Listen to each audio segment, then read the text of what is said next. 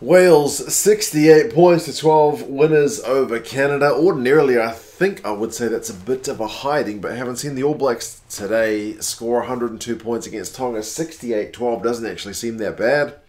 The Canadians got on the board, which was good. Believe it or not, they actually scored the first points of the game, so they were in the lead ever so briefly.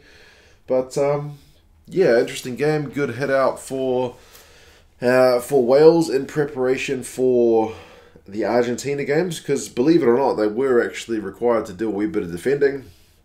Canada, I mean, it's always good to play Tier 1 teams. This is their first game since the Rugby World Cup 2019, so definitely good for them to have a taste of what the Tier 1 nations are able to do, and yeah, I think it's just a good experience for those guys going forward. I think they will get better with more guys playing in the MLR. The British and Irish Lions game is about to start.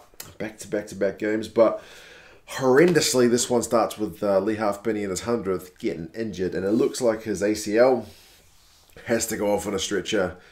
Absolutely awful news for him. I feel for him immensely. That's absolutely terrible news.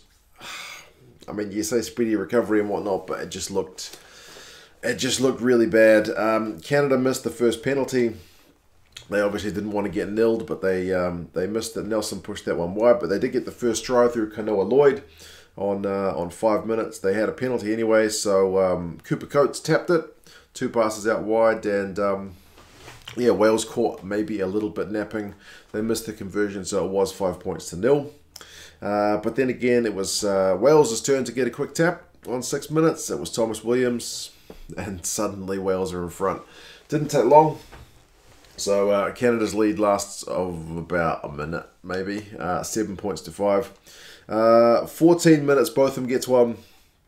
Wide ball, Tompkins to Jonathan Davis, offloads, and that one's a try. So it's another one for Wales. And you kind of notice with the timings of the tries, 7 minutes, 15, 21, 28, they're kind of about 7 minutes apart. But as the half goes on, they kind of get closer and closer. Holmes gets one. It's a thing of beauty. Jonathan Davis involved again. Tompkins again also. And Holmes goes over 19 points to 5. Nicky Smith gets one. Smith's one and D's one are more like proper forward tries. Canada didn't really do a lot wrong other than that they got kind of out-muscled from close range. 13 phases for the Smith try, coming from a scrum penalty, and then power from Elliot D. I think it was both of them who kind of helped him over. 33-5. And in that first half, it was kind of Wales just grinding, just slowly pushing Canada down. They couldn't get any ball, and yeah, it was looking pretty ominous, to be honest. Roland's got one on 36. So it was 40 points to 5 at halftime. Canada did have a quick throw around of the ball right before halftime. It was the first ball they'd seen in ages, but they ended up knocking it on. Possession was 69-31, territory 75-25 at halftime. And with Wales 40 points up, the All Blacks were 40-something points up in their game against Tonga. You're worried it could get worse. Fortunately for Canada, and maybe for Wales's prep against Argentina, it kind of gets better. Because, yeah, I think Canada are improved in the second half. Maybe Wales take their foot off the gas once you've scored 40 points. It's maybe easy to let up a bit, but Thomas Williams did get another one. That one was Tompkins beating the first up tackler. He gets it to Sheedy, then to Williams, so 47-5. What I'm talking about in terms of Wales having a bit of good prep is they did actually absorb a bit of the Canadians' pressure on 50 minutes. The Canadian guys were kind of smashing on the door, unable to break through Wales's defence. Canada on the other end of the field, on their own goal line, managed to win a scrum penalty, so they got a bit of relief. 56 minutes though, man, Basham, what a debut for that guy. Gets 2 tries on 57 and 62 minutes, so it's not a bad way to start your Wales career. The first one, he's just floating out on the wing. The TMO has to check the grounding. It takes ages for them to check it.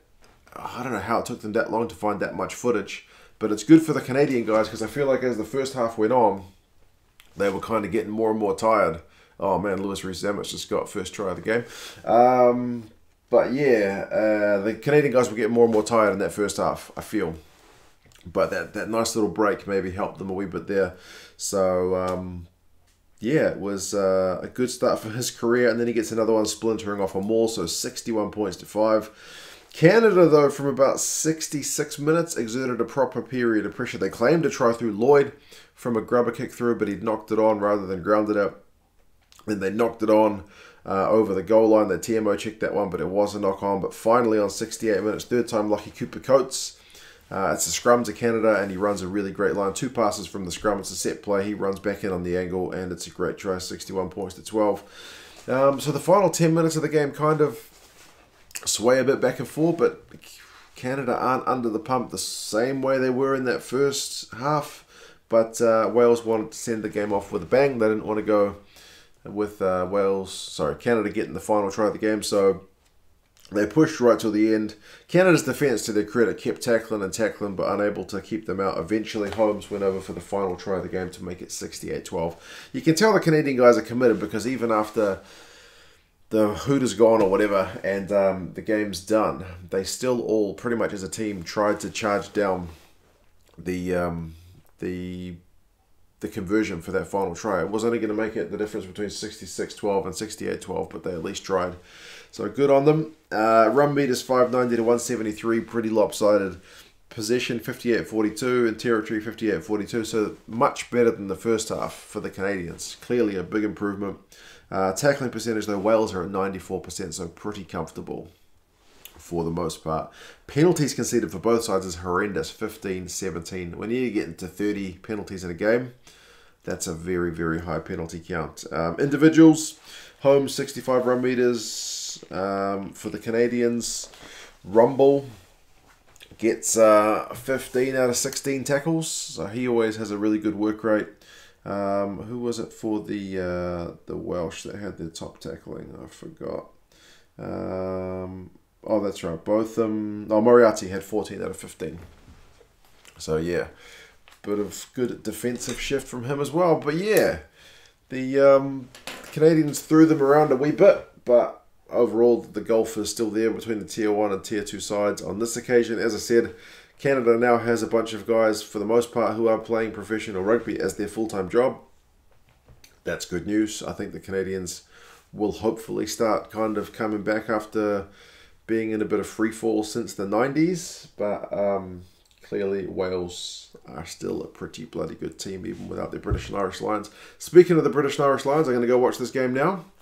And yeah, I'll talk to you guys again soon. It's 4 o'clock in the morning, so forgive me if I've missed anything. Take care, guys. See you later. Bye.